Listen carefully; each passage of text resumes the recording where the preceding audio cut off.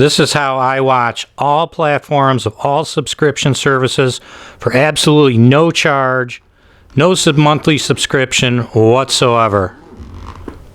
Now I went over to my local library and I checked out this. This is a Roku. It comes with the remote control, the main unit, the power cord, an HDMI cable, everything that will get you set up so you can easily plug it into your TV.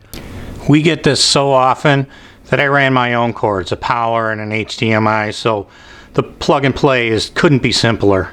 Everything's plugged in. It's now hooked up to the Wi-Fi. I'll give a quick demonstration here. We can watch anything on Netflix, anything on Apple TV. This is HBO Plus, anything on Prime, and anything on Disney. There are others, but I'm not going to go through them. You get the idea. So basically, we can watch anything and everything anytime we want.